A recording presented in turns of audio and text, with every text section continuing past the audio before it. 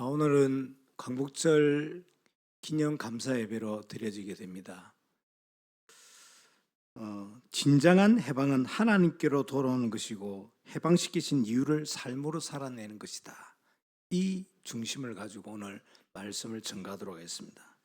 이스라엘의 7대 절기 중에 가장 중요하게 여기는 절기가 뭐냐면 유월절입니다. 이스라엘이 애굽에서 나오기 전 하나님께서 애굽 땅에 내리신 10가지 재앙 가운데 마지막 재앙이 장자 재앙입니다.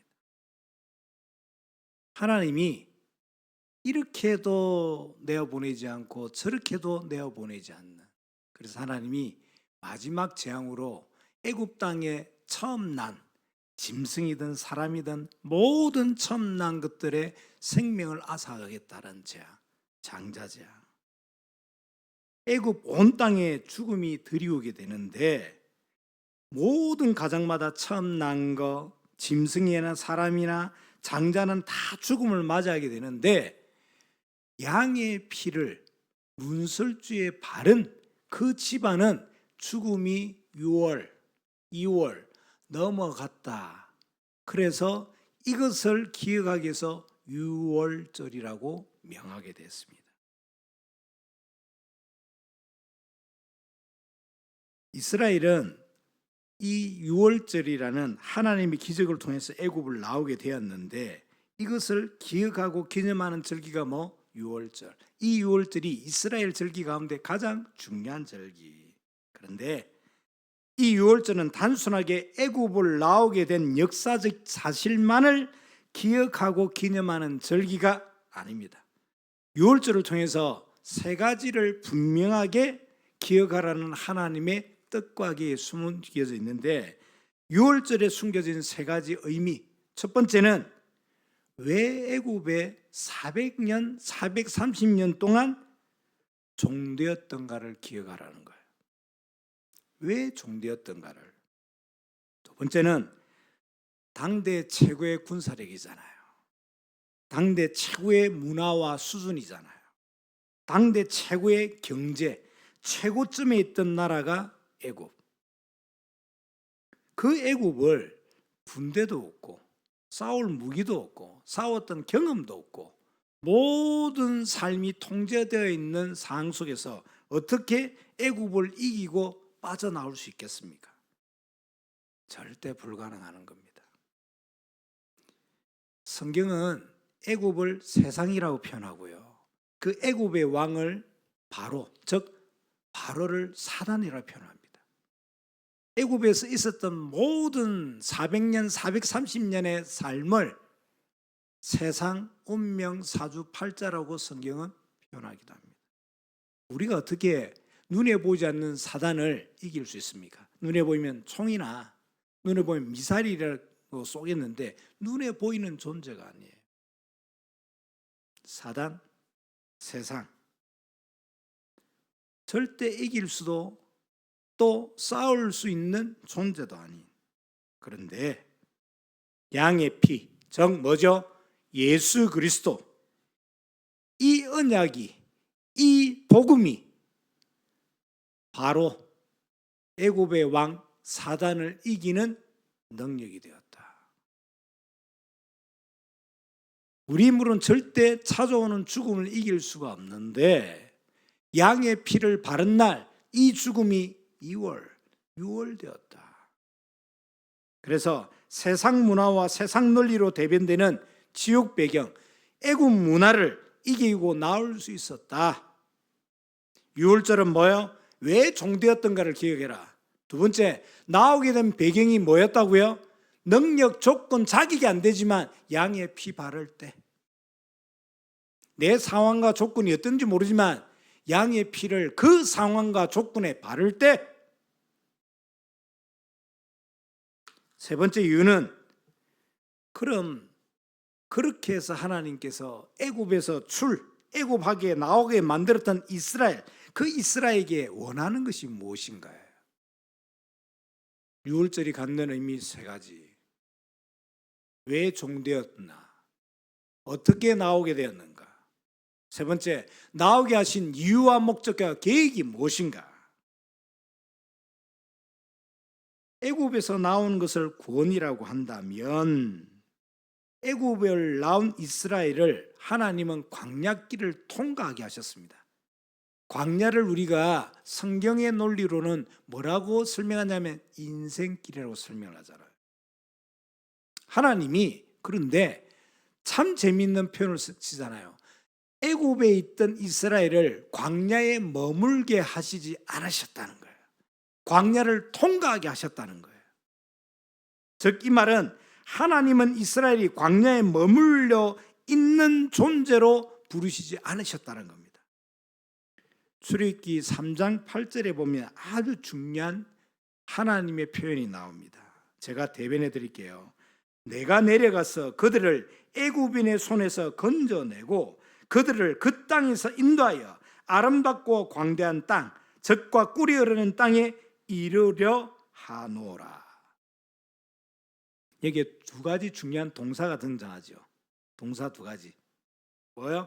건져내고, 두 번째 이르게 하고.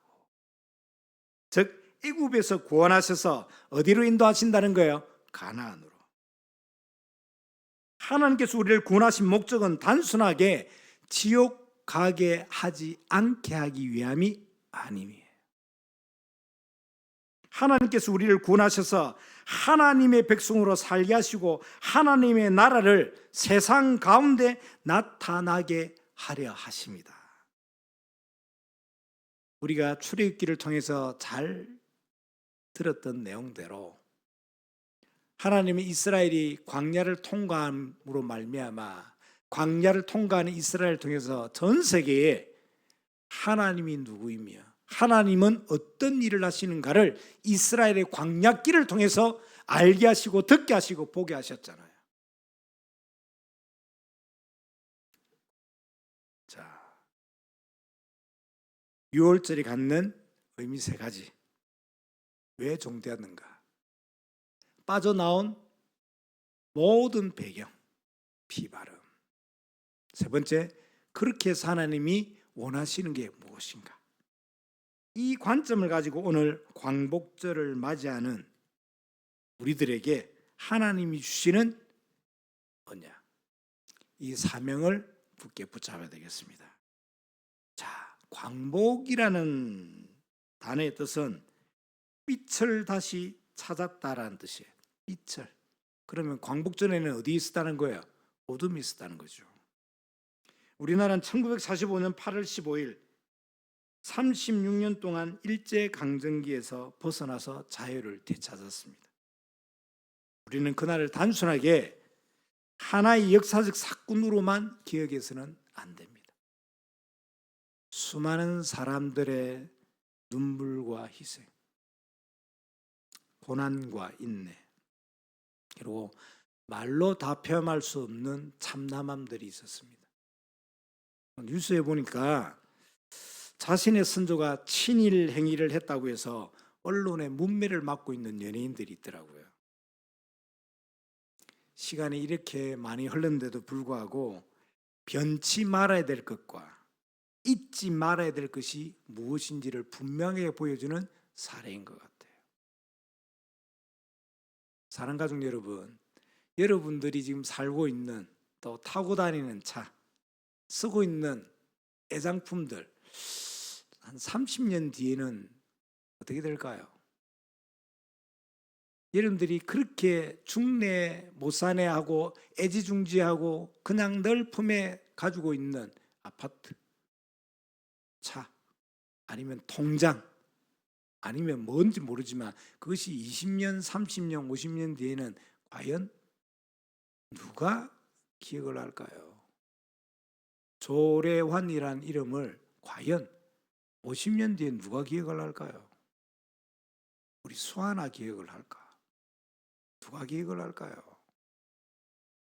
가족 여러분, 세상에 변치 않는 것이 없습니다. 변하지 않는 것이 없습니다. 어느 형제가 어느 자매를 꼬실 때 그렇게 이야기하더라고요. 절대 나 너를 버리지 않을 거야.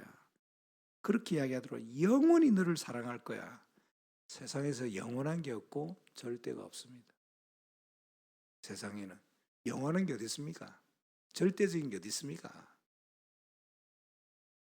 그런데 우리가 이 땅을 떠나고 하나님이 우리 앞에 설 때, 우리가 하나님 앞에 설 때 그 이후에라도 잊지 말아야 될 게 있고 잊혀지지 말아야 될 것이 있고 변치 말아야 될 것이 있는데 그것이 뭐냐면 복음과 언약이에요. 그거 외에는 없습니다. 자, 이런 사항들 속에 오늘 성경은 우리에게 조금 더 한 발짝 더 나아오기를 원하는 거예요. 그래서 한 번 더 다른 측면에서 생각하기를 원합니다. 강복이란 무엇인가? 해방이란 무엇인가? 한 나라가 다른 나라의 지배에서 벗어나는 것이 광복입니까? 물론 그것도 광복이죠. 그러나 성경이 우리에게 보여주는 광복, 해방은 그것보다 훨씬 더 깊습니다. 이스라엘 백성도 오랜 세월 400년, 430년 애굽의 지배하에 있었지 않습니까? 그들도 자유를 잃었고 강제 노동에 시달렸으며 자신들의 힘으로는 그 어떤 현실도 바꿀 수가 없었습니다. 그런데 하나님께서는 이스라엘과 전혀 상의하지도 않으시고 하나님의 방법을 행하셨는데 그게 뭐냐면 사람입니다. 다시 이야기합니다. 하나님의 방법 성령, 하나님의 방법 성령에 붙들린 사람,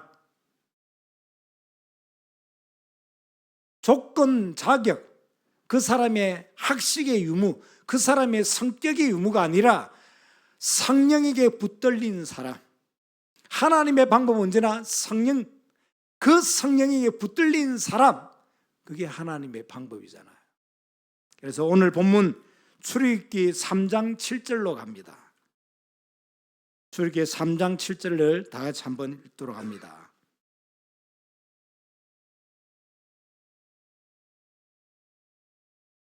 합독합시다. 시작.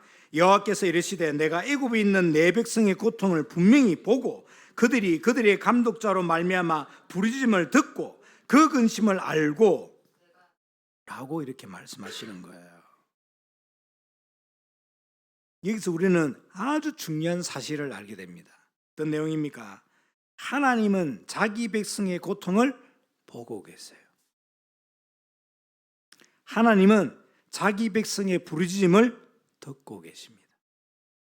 하나님은 자기의 백성의 형편을 알고 있어요. 다시 이야기합니다. 하나님은 자기 백성의 고통을 보고 그들의 부르짖음을 듣고 그들의 형편을 알고 있습니다. 그리고 그들을 바르게 살리기 위해서 일하고 계십니다. 하나님의 일하심은 언제나 인간의 눈에 보이는 방식대로 일하시진 않아요. 다시 이야기합니다. 하나님의 방법 성령. 성령이 어떻게 눈에 보입니까?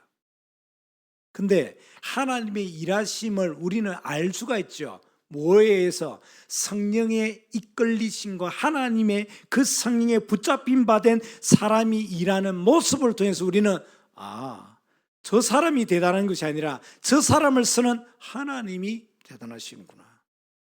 이렇게 우리가 깨닫게 되는 거잖아요.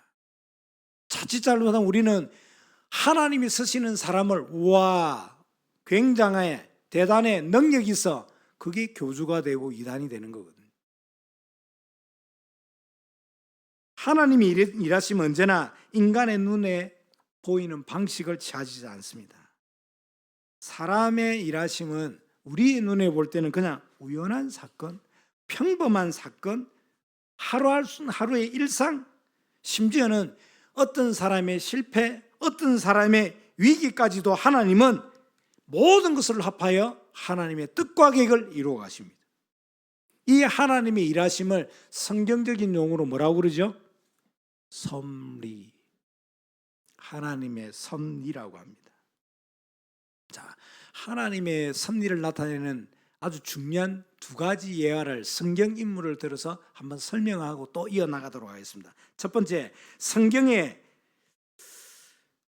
하나님의 섭리를 가장 잘 나타내는 두 인물 가운데 첫 번째가 누구냐 하면 요셉이에요. 예를 들어서 성경에 탁 펼쳤더니 조레완이라는 이름이 기록되어 있으면 어떨까요? 에이, 기분 나쁠 것 같습니까? 이거는 조상 대대로 영광이고 은혜고 대단한 거죠. 어마어마한 일이지 않습니까? 성경에 자기 이름이 기록되어 있다. 어떨까요? 성경에 만일 우리 이름이 한 번, 한 줄만이라도 등장한다면 영광스럽고 굉장하겠죠. 그런데 창세기에 보니까 이 한 인물의 안고 일었음의 모든 행동들을 하나님은 성경화시켰습니다. 그게 요셉이에요. 조금 전에 설명드린 대로 창세기 37장에 요셉의 이름이 처음 등장해요. 그래서 창세기 37장부터 50장까지 요셉의 한 인물의 모든 걸 통해서 하나님은 성경을 이끌어 가십니다. 간단하다고 생각되십니까? 단순하게 대단하다고만 생각되십니까? 요셉의 인생을 한 줄로 요약을 한다면 이렇게 해야 합니다. 하나님의 섭리가 무엇인지 가장 잘 보여주는 삶.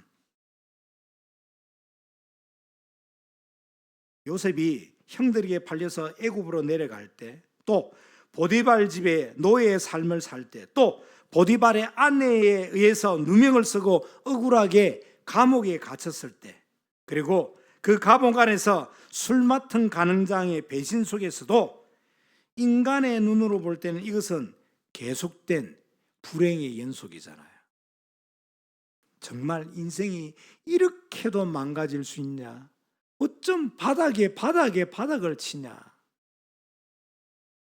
설자할 만큼 원통하고 억울한 시간의 연속이잖아요. 사건의 연속이잖아요. 그래서 혹자는 이렇게 표현하잖아요. 어쩜 목사님 안 좋은 일은 이렇게 같이 모여서 오는 거냐고. 그냥 안 좋은 일이 하나 오면 넘어서고 하나 오고 넘어서면 되겠는데 어쩜 이렇게 안 좋은 일이 파도처럼 다 같이 짠 것처럼 다 같이 약속이나 한 것처럼 몰려서 오냐고요. 요셉이 그런 인생이잖아요. 어떻게 팔려가 노예가 돼 노예에서 억울함을 당해 감옥을 가 말이 되는 거냐고요. 그런데 창세기 50장 20절에 보면 요셉은 자신의 삶에 대하여 전혀 다른 해석을 내놔요. 이렇게 이야기합니다. 당신들은 나를 해하려 하였으나 하나님은 그것을 선으로 바꾸사 오늘과 같이 많은 백성의 생명을 구원하게 하시려 하셨나니. 사람의 시선에는 형들의 행동이 악하잖아요. 근데 하나님은 그 형들의 그 악한 행동을 이스라엘이라는 12지파라는 민족을 이루는 언약 공동체를 이루는 아주 중요한 하나의 사건의 발판으로 삼으시잖아요. 또 사람의 시선에는 보디발 부인의 이 성적인 타락, 미친 짓이고 더러운 짓이잖아요. 또 말도 안 되는 배신이잖아요. 하지만 하나님은 그 악행까지도 요셉이 애굽의 총리가 되게 하기 위한 너무나도 중요한 연결고리로 사용하신다. 요셉 자신도 자신이 웅둥이에 빠졌을 때 빠져서 던져서 내려가는 그 시간에는 이렇게 생각했을 거예요. 죽었구나. 근데 떨어져 보니까 첨벙 소리가 아니라 쿵. 당시 이스라엘에는 건기를 위해서 중간중간에다가 물 저수지를 파놓는 것이 기본적인 농사법이에요. 거기 빠진다는 것은 단순하게 우물에 빠진다는 것이 아니라 늪에 빠지는 거예요. 누가 건져내지 않고는 나올 수가 없어요. 죽음을 말하는 거예요. 그런데 거기에 물이 없었더라. 성경이 그냥 기록한 것이 아니라 물이 없었더라. 요셉은 빠지는 그 시간에 그리고 떨어졌을 때 생각이 완전 바뀌는 거죠. 어떻게 해요? 죽음이라고 생각됐는데 살았어. 그때 가장 먼저 어떤 생각이 들어왔을까요? 자기가 받았던 메시지. 저는 요셉의 위대함이 여기 있다고 봅니다. 그 죽음의 찰나라고 이야기하는 죽음의 순간과 장소에서 종이 한 장 차이인 거기에서 물이 있고의 그 차이에서 요셉은 메시지를 기억해냈습니다. 어떤 메시지를요? 해, 달, 별이 자기에게 절하는.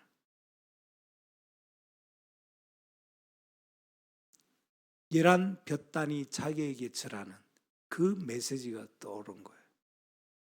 사랑하는 가족 여러분, 갈등에, 문제에 무엇이 생각납니까? 무엇이 생각나야 될까요? 요셉은 그 시간에 말씀이 기억났습니다. 요셉은 자신이 물이 없는 웅덩이에 밀어져 떨어질 때, 또 미대한 상인에 의해서 3개월 반이라는 시간 동안 애굽을 향해 걸어 내려갈 때도, 보디발 집에 가정 총무가 될 때, 보디발 집에서 죄수로 갇혔을 때, 그 시간 사건마다에는 하나님의 전체적인 그림을 볼 수가 없었습니다. 그런데 훗날 요셉은 깨닫잖아요. 어떤 걸요? 믿음의 점 하나하나가 모여서 선이 되는구나. 이 믿음의 점이 모여서 선이 되고, 선이 모여서 면이 되고, 면에 밝음과 어둠이 비춰졌더니 거기에 그림이, 작품이 되는. 나는 오늘 믿음의 점 하나 찍지 않으면서 작품을 바라다보는, 하나님 왜 나에게는 작품을 주지 않으세요? 하나님 왜 나에게는 응답을 주지 않으세요? 오늘의 믿음의 점 하나를 찍지 않는, 오늘 내가 해야 될 기도에 대한 도전을 하지 않는, 오늘 내가 섬기고 무릎으로 승부해야 될 내 이웃에 대하여, 내 몸과 같이 사랑하라 하신 그 이웃에 대하여 나는 오늘도 눈치 없는 자처럼, 나는 오늘도 말을 함부로 하는 자처럼, 나는 오늘도 상처를 주는 자처럼 이렇게 행동을 하면서, 이런 삶을 살면서 왜 나에게는 작품이 없냐고 하나님께 돌아오고 있지는 않는지, 믿음의 점, 해야 될 기도의 점, 점이 모이면 선이 됩니다. 선이 모여야 면이 돼요. 그 면에 내가 선이라고 이야기하고 내가 악이라고 이야기하는 이 모든 것을 하나님은 세계 보고 말하는, 개인과 가정과 가문 보고 말하는 하나님의 뜻과 계획을 이루는 모든 일로 작품으로 만드시잖아요. 작품을 꿈꾸지 마시고 믿음의 점을 찍는 믿음의 사람들 되기를 예수 그리스도 이름으로 축원합니다. 사람의 눈에는 보이지 않지만 모든 것 속에는 하나님의 섭리가 숨겨져 있다. 자, 성경에서 하나님의 섭리를 보여주는 두 번째 대표인물이 누굽니까? 에스더라는 사람입니다. 성경의 에스더서는 성경이 정경화될 때, 캐논이 될 때, 이것이 진정한 하나님의 말씀이라고 간추려질 때 가장 논란이 많았던 성경이 에스더서예요. 왜냐하면 에스더서에는 하나님이라는 단어가 단 한 번도 나오질 않아요. 그래서 하나님의 이름, 여호와라는 이름이 한 번도 등장하지 않는데 어떻게 이 문서가 정경화되고 캐논이 될 수 있냐고 많은 신학자들, 많은 알고 있던 사람들끼리의 논쟁이 끊임없이 있었던 게 에스더서예요. 저는 개인적으로 지금 박사학위를 에스더서를 연구해서 쓸 계획을 가지고 있는데, 문헌도 작고 내용도 어렵고 뭐 그래요. 우리나라에서도 에스더서를 가지고 이렇게 논문을 적은 사람이 몇 사람이 안 될 만큼 굉장히 좀 중요한. 왜? 에스더서는 하나님이라는 단어가 등장하지 않으니까. 그런데 이 부분이 바로 에스더서의 신학적인 역설입니다. 하나님이라는 이름은 보이지 않지만 하나님의 섭리는 에스더서 전체를 관통합니다. 보세요. 삼촌이 조카에게 이렇게 이야기합니다. 네가 유대인임을 말하지 마. 이 비밀 하나가 유대인들을 살리는 통로가 될 줄 누가 알았겠어요? 또 이 아하수르 왕이 늘 바쁜 업무 속에 머리만 대면 골아떨어지는 정말 잠이 많은 왕인데 어느 날 잠이 안 와. 얼마나 잠이 안 오는지 이리 갔다 저리 갔다가 자기 책상에 산더미처럼 쌓여져 있는 그 많은 문서 가운데 어느 한 일기를 들춰내잖아요. 거기에 모르드게가 왕을 암살하는 음모를 고발해서 자기가 살았던 내용에 대한 상고문을 발견하잖아요. 그래서 어머 이런 일이 있었구나. 그런데 이 모르드게가 하만, 얼마 전에 자기가 모든 고난을 줘서 세웠던 이 하만에 의해서 지금 죽게 생겼어. 거기다가 자기 전처 이 부인이 잔치에 오라 그러는데 오지도 않고 그래. 너무너무 가슴이 마음이 상해서 이 본처는 쫓아내고 후처를 데려왔는데 이 후처가 애쓰더라.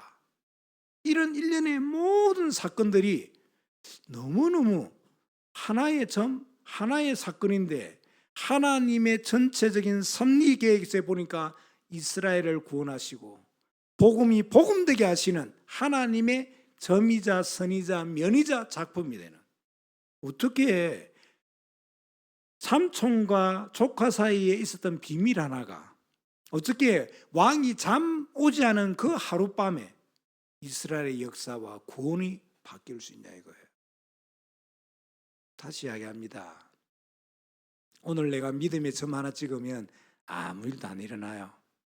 그런데 그 점 하나가 어떤 하나님의 응답으로, 하나님의 이적과 기적으로 나에게 주어지는 은혜의 통로가 될지는 아무도 모릅니다.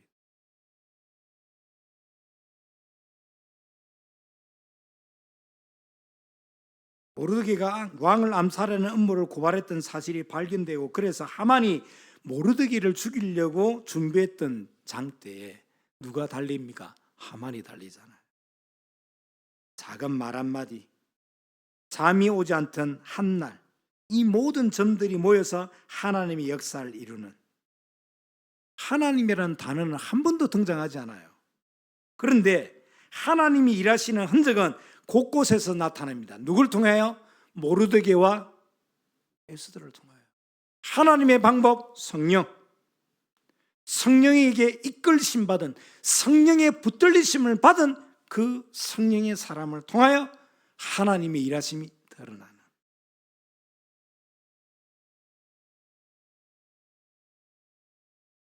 자, 6월절을 통해 우리에게 주시는 교훈 세 가지. 왜 애굽이 430년 동안 종되었던가를 기억해라. 성경은 언약이 계승되지 않은 후대는 반드시 노예되고 속국됨을 경고하는 거잖아요. 이스라엘도 처음에 애굽에 들어가 살 때는 정말 좋았지 않습니까? 룰루랄라 했잖아요. 그런데 출애굽기 1장 8절에 보니까 이렇게 기록합니다. 요셉을 알지 못하는 새 왕이 일어나. 내가 복음을 누리고 그 복음을 누리는 그 복음이 우리 후대들에게 전달되지 않으면 우리의 후대들은 애굽의 문화, 애굽의 수준, 애굽의 경제력, 애굽의 군사력에 속국되고 노예될 수밖에 없다는 사실을 지금 보여주는 절기 6월절. 두 번째, 당대 최고의 군사력, 문화, 수준, 경제 최고점에 있던 애굽, 어떻게 나올 수 있었다고요? 양의 피를 바르는. 그들도 그렇게 생각했을 겁니다. 뭐 피 하나 바른다고. 여기서 질문 하나 들어볼게요. 욕심 많은 우리 조례한 집사는 양의 피를 얼만큼 발랐을까요? 문설주에 잔뜩 발랐어요. 문이 빨갛게 되도록. 그럼 그 옆에서 보고 있던 우리 수아는 그런다고 뭐 이러면서 조금 얻어서 문설주에 피를 요만큼 튀겼어요. 요만큼 튀겼던 수아에게는 죽음이 왔을까요? 그렇겠죠. 양의 피를 잔뜩 바르든 한 방울 튀기든 믿음의 점 하나. 그 믿음의 점은 죽음을 유월시킨다. 너무 중요한. 그래서 6월절에 가장 중요한 내용, 방법이 뭐예요? 오직 복음. 성령에 붙들림 받은 인생. 세 번째, 그래서 하나님이 나오게 하신 이스라엘 백성들에게 뭘 원한다고요? 광야길을 가는 동안 하나님의 사신과 하나님을 증거하라고. 그래서 대전 하나된 교회 가족 여러분 기억하셔야 됩니다. 우리의 시선이 세계 복음화라는 하나님의 소원의 틀에 맞춰지지 않으면 우리에게 일어나는 모든 일은 그냥 사건밖에 안 돼요. 세계 복음화라는 하나님의 큰 섭리로 보면 모든 점들이 모여서 작품이 되는 겁니다. 자, 요거까지 말하고 마무리를 해야 될 것 같아요. 다시 출애굽기 3장 7절로 갑니다. 제가 대독해 드립니다. 하나님은 하나님의 백성의 고통을 외면하지 않으시는데 하나님의 마음을 보여주는 세 개의 동사가 등장을 하죠. 어떻게 해요? 보고, 듣고, 알고. 이스라엘은 430년 동안 애굽에서 종되어서 벽돌을 만들고 성을 쌓고 혹독한 노동에 시달려야 했습니다. 이러한 여정 속에서 하나님은 이스라엘의 430년의 시간을 다 보고 계셨다고 말합니다. 보았다, 히브리어로 라. 이 라는 기본적으로 보다, 바라다 보다는 뜻인데, 그런데 원문에 보니까 뭐라고 이야기하냐면 라호라이티, 즉 내가 참으로 보았고 분명히 보았다라는 뜻이에요. 그냥 보다, 정보적인 습득이 아니라 내가 참으로 보았고 분명히 보았다는 뜻이에요.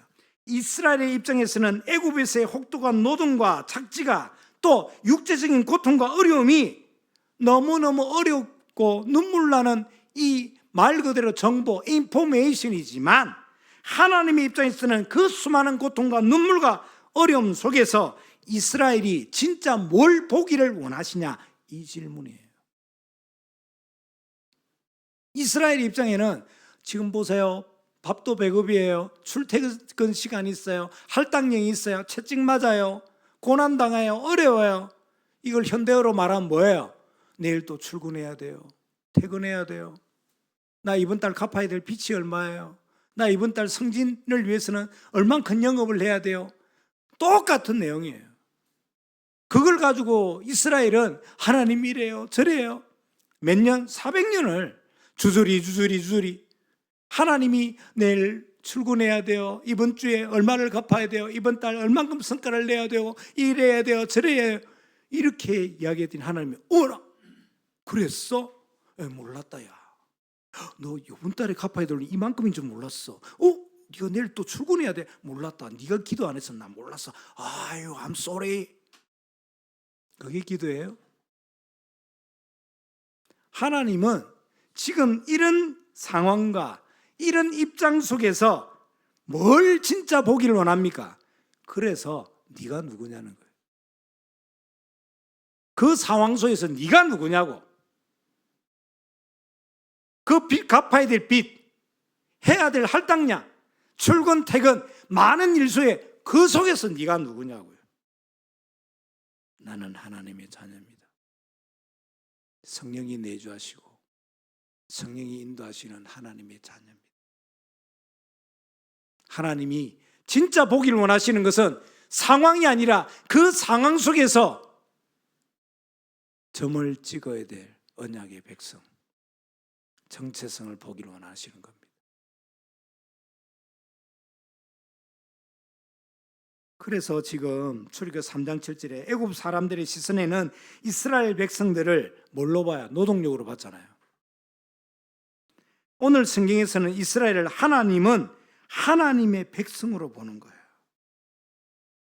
애굽의 사람들은 이스라엘을 노동력, 생산력으로 봤지만 하나님은 이스라엘을 언약을 이룰 언약의 백성으로 봐요. 이것이 나의 아이덴티티, 정체성, 믿음의 점.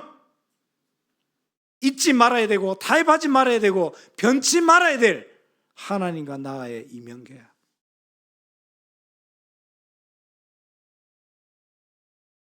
마지막 예와 이걸 지금 하나님이 지금 모세에게 말씀을 하시는데 모세의 40년 전에 모습은 어떤 줄 아십니까? 대권주자입니다. 대권주자. 자기 엄마가 왕의 딸 공주라. 그 공주의 양자로 들어왔어요. 비록 히브리 민족이지만 당시 고대 근동에서는 양자로 삼는 것은 너무너무 흔한 일들이었어요. 자기가 가졌던 재산을 남에게 상속 주기가 아깝기 때문에 자기 마누라를 양녀로 데려오는 경우도 허다했다 그래요. 그만큼 양자 데려오는 것은 히브리 민족을 노예 민족이지만 왕가의 개념으로 데려오는 것은 너무너무 자연스럽고 당연했던. 자, 대권주자로 성장을 했어요. 될 것 같아. 가능성이 커. 50대 50이라. 조금만 으쌰으쌰하면 전 세계를 호령하는 애굽의 왕이 돼. 얼마나 좋습니까? 그 좋은 기회, 그 좋은 상황, 그 좋은 건데도 불구하고 모세는 뭘 잃어버리냐면 자기가 누군지를 몰랐어요. 왕자라는 껍데기만 보고 살았어요. 대권을 차지하는 전 세계 호령하는 그 우두머리로만 생각하고 살았습니다. 그래서 모세는 자기 힘과 방법과 배경을 가지고 하나님의 것을 이루려고 했습니다. 그 결과는 사람을 죽이는 살인이 됐습니다. 그 일로 대권주자가 누군가를 죽였다라는 이 소문은 삽시간에 온 애굽으로 번졌습니다. 그래서 모든 걸 내려놓고 도망가게 되는 광야로 버려진 인생, 끝난 인생, 두 번 다시 애굽 사람들의 눈에 띄면 죽어야 될 인생. 그 모세에게 하나님이 나타나십니다. 어떻게 나타나시죠? 떨기나무 가운데 불꽃으로 임하십니다. 나무에 불이 붙었는데 타지를 않아요. 여기서 가장 중요한 핵심이 뭐죠? 그 속에서 세미한 음성이 들립니다. 현상으로 나타나셨지만 사명은 뭘 통해서 주시는 거예요? 말씀으로. 그 속에서 이렇게 합니다. 내가 애굽에 있는 내 백성의 고통을 분명히 보고, 여기서 하나님은 이스라엘 백성들을 노동하는 노예라 보지 않고 분명히 내 백성이라고 부릅니다. 이것이 우리의 정체성입니다. 이것이 타협하지 말아야 될 나의 아이덴티티입니다. 이걸 가지고 오늘도 남은 인생도 믿음의 점을 찍어내. 그래서 여러분들 통해서 하나님이 하실 일들이 성령께서 성령의 사람으로 분명히 사용하시는 그런 인생들 되기를 예수 그리스도의 이름으로 축원합니다.